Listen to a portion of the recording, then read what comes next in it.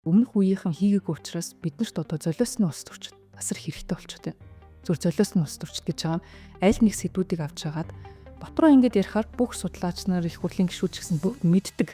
Тэгчээд хэлэх юм бол хүмүүс дургуутсан. Гээд ингэ орхичдөг. Монголд бол асар их хэмжээний нүүрс байгаа. Тэр нүүрсийн дийлэнх нь болохоор эрчим хүчний одоо нүүрс гэж ярьдаг. Нөөц нь ийм их байж ич тэгэл жил 300 сая долларыг гадагшаа ингэ төлөөл явж идэг. Ийм одоо арчаагүй эрчим хүчний бодлоготой улс бол ховор байх. Энэ системийг бид нэр үгүй гэж хэлж таслахгүй бол эн чинь ингээл яваад байна. Ингээл үргэлжлээл яваад байна. Одоо нэг Баатар үлийг нэмэргүй шүү дээ. Ямар ч лаг улс төрч гарч ирээд тийм өөрчилж чадахгүй угаасаа. Хууль гэдэг нь зөвхөн хууль үйлдвэрлэх биш. Асуудлыг шийдвэрлэж гин үү?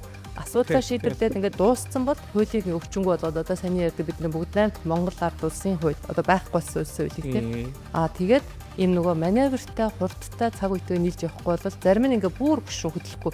За ингээд нэг л хууль гарсан юм чигээ. Зарим нь бол ингээд бүр ингээд ирэмдэглэн ингээд хуулаа баймаг шаардлагатай өөрчлөлтүүд ингээд хийгээд байдаг тийм. Их хурлын нь энэ дээр бол яг миний хэлдгээр эргэцэн орчны бүрдүүлэлтээс анхаарад өөр одоо илүү тотоо юм гэхээсээ илүү яг одоо нөгөө үндсэн ажил руугаа яагаад бол энэ улс бол одоо хөгжих бол болцоо их л байна гэж би боддгийг.